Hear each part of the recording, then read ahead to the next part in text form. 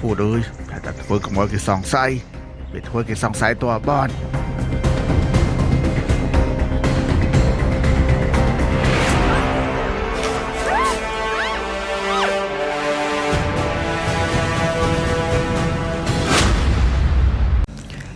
នោះម៉ាលីចោលបាត់ហើយម៉ាលីហ្នឹងហើយអត់ជឿវិតឥឡូវដឹកលេទឹកអបស្នេហ៍ឲ្យគេតែឥឡូវគេចាប់បាត់ចង់ដឹងសាច់រឿងហ្នឹងយ៉ាងណាទៀតបងប្អូនទាំងអស់គ្នាបាទហើយសាច់រឿងហ្នឹងតើតួអង្គវិតមកជួយម៉ាលីដោយរបៀបណាទៅរករឿងអាឆាយឬក៏ទៅរករឿងអាជីព្រោះអីគេថាកន្លែងដែលម៉ាលីដឹកទឹកអប់ហ្នឹងគឺថាវិតអត់ដឹងទិសដៅនោះទេ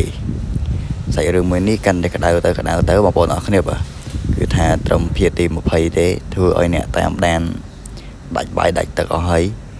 គឺថាកាន់តែមួយភាគទៅមួយភាគគឺល្អមើលមែនតើហើយធ្វើឲ្យយើងតាមដានអញ្ចឹងណាបងប្អូនអរគ្នាសំខាន់ឥឡូវភាគទី21ក៏ចិត្តមកដល់ដែរខ្ញុំចង់ដឹងថាវិតទៅជួយម៉ាលីដោយរបៀបណាឬក៏ម៉ូតូនឹងមាន GPS ឬក៏យ៉ាងម៉េចបងប្អូនអរគ្នាតែថាខ្ញុំសន្និដ្ឋានទេណាតែរឿងហ្នឹងខ្ញុំថាវិតនឹងទៅរករឿងឆាយព្រោះវិតដឹងថាចេះថាមានតែឆាយហើយនឹងអាជីទេដែលអាចនឹងយកម៉ាលីយកអីទៅធ្វើបាបអីចឹងណាចាប់ម៉ាលីចាប់អីចឹងទៅគឺថាមានតែឆាយនិងអាជីទេអញ្ចឹងវិតសន្និដ្ឋានថា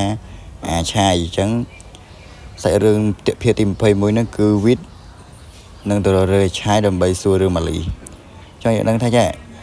រឿងហ្នឹងគេហៅចោលបងប្អូនអរគ្នាបើកាន់តែមួយភាគទៅមួយភាគគឺថាល្អមើលទៅអញ្ចឹងណាពេលអត់ដឹងថាភាគណាចប់ទេបងប្អូនអរគ្នាហើយខ្ញុំតាមដានដាច់បាយដាច់ទឹកហើយបងប្អូនអរគ្នាមិនរំលងមួយភាគទេហ្នឹងហើយ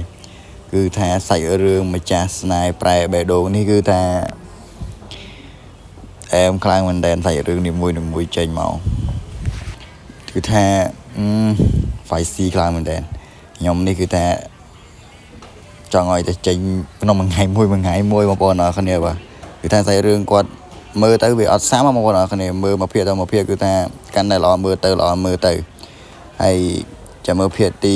21តើមានរឿងធំជាមួយនឹងអាឆាយឬក៏វិត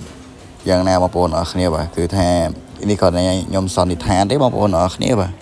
គឺថាបងប្អូនចង់ដឹងអីយើងមានចាំមើលភាគទី21ទៅហ្នឹងហើយគឺថាយើងចាំមើលទាំងអស់គ្នាបងប្អូនអរគ្នាវីដេអូនេះគឺថាមានតែប៉ុណ្្នឹងឯងបងប្អូនអរគ្នាបាទសូមអរគុណបងប្អូនអរគ្នាបាទ